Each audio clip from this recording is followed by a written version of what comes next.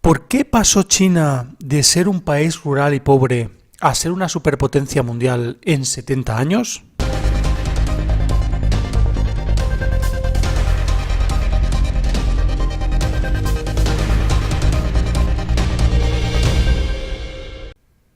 China pasó prácticamente mágicamente de ser un país pobre y rural a ser un país económicamente muy potente que le está haciendo la competencia a la Unión Europea, Estados Unidos y los países más desarrollados del mundo. China pertenece a los BRICS, los países en vías de desarrollo y que tienen más posibilidades de llegar al podio de las grandes potencias económicas mundiales. De hecho, ya se dice que China ha alcanzado el primer puesto por delante de Estados Unidos a nivel económico y comercial. Pero aquí queremos hacer un análisis de cómo se ha llegado a este punto desde 1949 hasta ahora y también el lado oscuro que tiene esto, porque también tiene un lado oscuro. Cuando un país se beneficia económicamente mucho o se convierte en una potencia mundial económica, hay muchas cosas detrás que no cuadran. 70 años del triunfo del comunismo. Cuando Mao Zedong llegó al poder en 1949, China estaba sumida en la pobreza y devastada por la guerra. Hoy, cuando se cumplen 70 años del triunfo de los comunistas, el país es radicalmente diferente. Es una potencia mundial de primer orden y aspira a convertirse en la primera economía del globo. Pero su milagro económico único en la historia no se debió al gran timonel, sino a una campaña impulsada por el otro líder comunista, que vino después de Mao Zedong, Deng Xiaoping.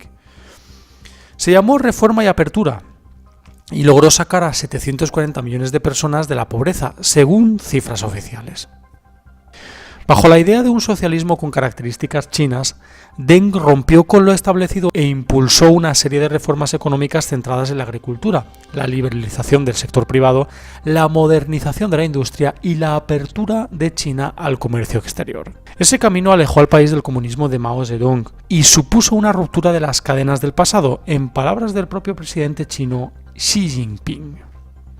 Es decir, que el comunismo más radical, el de no hay propiedad privada, el de todo es público y el de no hay clases sociales, se ve mermado en detrimento de esta nueva era en China, este nuevo modelo económico en el que se dice ser comunista, pero que realmente es un capitalismo feroz a altos niveles.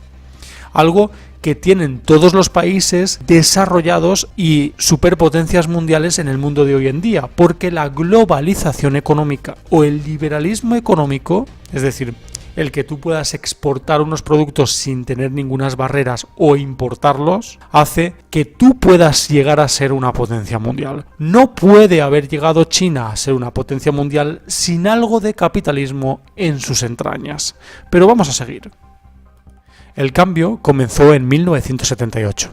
Entonces China era muy diferente a la nación que hoy puede situarse al nivel de Estados Unidos o la Unión Europea. Era un país empobrecido, con un Producto Interior Bruto muy bajo y estaba muy por debajo también de Estados Unidos, según cifras de la ONU. El histórico fundador de la República Popular China, Mao Zedong, había fallecido 2 años antes, en 1976, dejando un controvertido legado. Entre sus grandes proyectos se encuentran el Gran Salto Adelante, del 58 al 62, que buscaba transformar la economía agraria del país, que provocó una hambruna por la que murieron al menos 10 millones de personas, según cifras oficiales, y hasta 45 millones según fuentes independientes.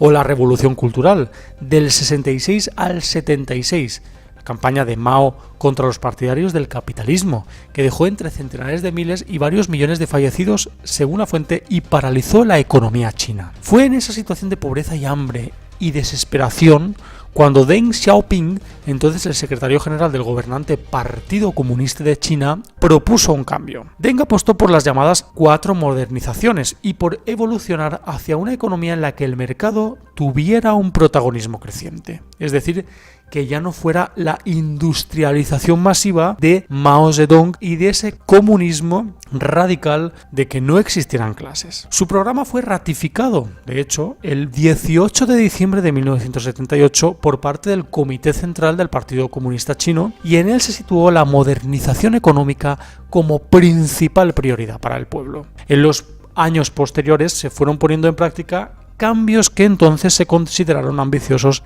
y que salieron adelante pese a la oposición del ala más conservadora del Partido Comunista, la que aún quería que la política de Mao Zedong se cumpliera en China. En el sector agrícola, por ejemplo, se abandonó progresivamente el sistema maoísta de economía rural planificada, lo que permitió incrementar la productividad y sacar a zonas del país de la pobreza, fomentando la migración de mano de obra hacia las ciudades. También se aflojaron las cadenas del sector privado y por primera vez desde la creación de la República Popular de 1949, el país se abrió a la inversión extranjera.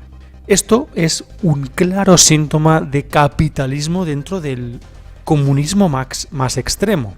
Pero por supuesto, en China no existe la libertad de expresión y solo hay un partido político desde hace 70 años, que es el Partido Comunista. Se crearon zonas económicas especiales como la de la ciudad de Shenzhen, que sufrió una increíble transformación y hoy en día se suele describir como el Silicon Valley chino. Esta apertura al exterior contribuyó a aumentar la capacidad productiva de China y nuevos métodos de gestión. Sus cambios llevaron a que, tras un largo proceso, China consiguiera entrar a la Organización Mundial del Comercio en 2001, lo que le abrió definitivamente las puertas a la globalización y, por supuesto, la liberalización económica, algo que el comunismo no ve con buenos ojos, con lo cual otra prueba más de que China no es un país eminentemente comunista. Y es que en 2008, cuando la crisis financiera mundial estalló y Occidente emprendió la búsqueda de nuevos mercados, China destacó entre todos ellos, lo que le llevó a convertirse en la fábrica del mundo, algo muy importante a tener en cuenta. La crisis financiera de 2008 mundial hizo a China más poderoso de lo que ya era, con lo cual llevamos 11 años en los que China ha crecido exponencialmente en sus niveles de producción y de también rentabilidad económica. Tras su boom económico de 2008, Pekín lucha ahora por desprenderse de ese nombre, dejar atrás la manufactura y ser un país caracterizado por la innovación. Quiere ser un país como Alemania, caracterizado en la innovación, desarrollo e investigación. Todo esto está muy bien. A nivel macroeconómico, las cifras cuadran. Cifras que son muy rentables para China, pero que tienen muchas cosas oscuras. Sobre todo 3.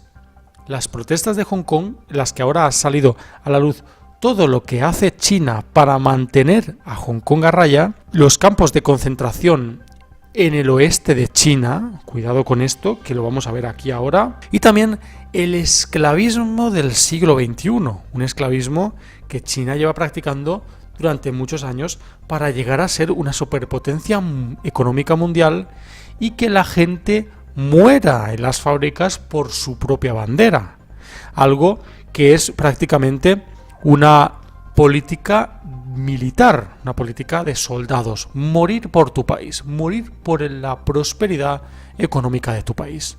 Vamos a verlo. Mientras siguen las protestas en Hong Kong y su represión brutal por parte de la policía de Hong Kong, que todos sabemos que está controlada por el gobierno chino, me gustaría comentaros la situación de 2 grupos o 2 sociedades que están muy castigadas dentro de China. La primera son los disidentes, tanto políticos como religiosos, personas que no comulgan con el sistema chino, tanto político como religioso, y que son perseguidos tanto a nivel policial como a nivel de reconocimiento facial.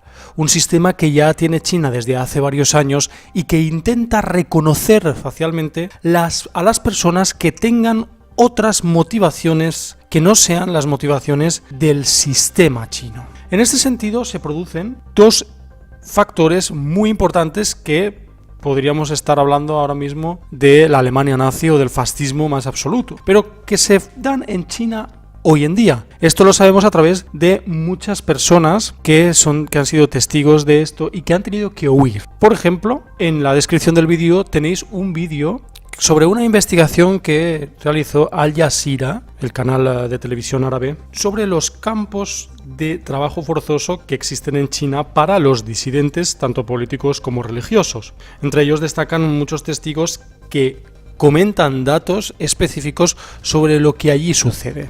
Allí se produce un lavado de cerebro a las personas porque el gobierno chino cree que es posible hacer cambiar de opinión a la gente a través de trabajos forzosos. Y también lo que tiene más importancia, según estos testigos, es que las personas que han sido modificadas en su pensamiento para producir para el gobierno chino, producen de manera más eficiente. Porque, además del miedo, existe esa paradoja en la cual las personas se ponen a favor del gobierno, del sistema chino y de esa ingente producción de manera masiva que produce China a lo largo y ancho del país. Algo que también tiene que ver con su economía. Es prácticamente un esclavismo que tiene China implantado en su economía. Es decir, que estos disidentes, producen estos productos a un coste cero para el país y los vende a un determinado coste, con lo cual el beneficio económico del país aumenta de manera exponencial. Además de esto, y de manera más específica, existen unos campos de trabajo forzoso y de concentración en el oeste de China. Hay una cultura que está siendo perseguida en China. Es una cultura que se localiza entre Uzbekistán, Kazajistán y China, en el oeste de China, y que están siendo perseguidos por esa libertad religiosa que no existe en China. Estos uigures son musulmanes de la zona de Kazajistán, Uzbekistán y el oeste de China y están perseguidos por la libertad religiosa según los testigos y también según organizaciones como Amnistía Internacional, que pone el grito en el cielo sobre esta situación. De hecho, tenéis en la descripción del vídeo enlaces que os redirigen hacia la página de Amnistía Internacional y cómo denuncia esta organización las prácticas del gobierno chino. Se desconoce el destino de aproximadamente 1 millón de personas y la mayoría de las familias de los detenidos se han mantenido en la oscuridad. China ha intensificado su campaña de internamiento masivo en los últimos 5 años, de vigilancia intrusiva, de adoctrinamiento político y asimilación cultural forzada contra los uigures, kazajos y otros grupos étnicos predominantemente musulmanes de la región. La Amnistía Internacional, de hecho, ha entrevistado a más de 100 personas fuera de China cuyos familiares en la región autónoma uigur de Xinjiang o Shuar aún están desaparecidos, así como a personas que dijeron que fueron torturadas mientras estaban en campos de detención allí. El estado de vigilancia ya se ha hecho sitio en China y el internamiento de grupos étnicos predominantemente musulmanes se intensificó después de que se adoptaran en marzo de 2017 las regulaciones sobre desextremización altamente restrictivas y discriminatorias. Es decir, que China, el gobierno chino, cree que este millón de personas están retenidas contra su voluntad por terrorismo, por extremización del Islam, es decir, por terrorismo. ¿Cuántos terroristas, verdad? Es un poco una excusa que tiene China para intentar priorizar y aumentar la capacidad para llegar a más personas a través de la inclusión en su cerebro de ese sistema chino comunista que intenta que solo haya un pensamiento único, el pensamiento único. Las exhibiciones abiertas o incluso privadas de afiliación religiosa y cultural, incluido el crecimiento de una barba anormal, el uso de un velo o un pañuelo en la cabeza, la oración regular, el ayuno o el evitar el alcohol, la posesión de libros o artículos sobre el Islam o la cultura uigur puede considerarse extremista bajo el reglamento chino. Viajar al extranjero por trabajo o educación, particularmente a países musulmanes mayoritarios o el contacto con personas fuera de China, también son razones importantes de sospecha. Los controles de seguridad omnipresentes, que ahora son una parte rutinaria de la vida diaria para todos en Xinjiang, brindan una amplia oportunidad para buscar contenido sospechoso en los teléfonos móviles o verificar las identidades de las personas utilizando un software de reconocimiento facial que hemos comentado anteriormente. Hay muchas personas que han estado en campos de concentración o de trabajos forzosos en estas zonas de China, en el oeste de China, y que son uigures que han podido huir del país y se han refugiado en países enemigos, entre comillas, de China, que no pueden extraditarlos.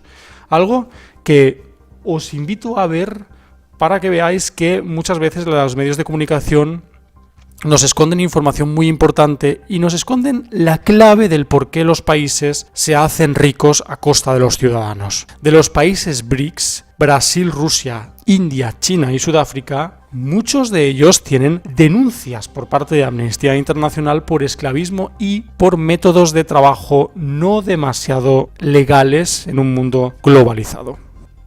Pues bueno, amigos, es increíble lo que hay que ver por parte de algunas organizaciones o algunos testigos que dicen lo que sucede en los países cuando los medios de comunicación callan, porque esos medios de comunicación están financiados por empresas que pertenecen a otras empresas que tienen muchísimo poder y que no interesa que esto salga a la luz.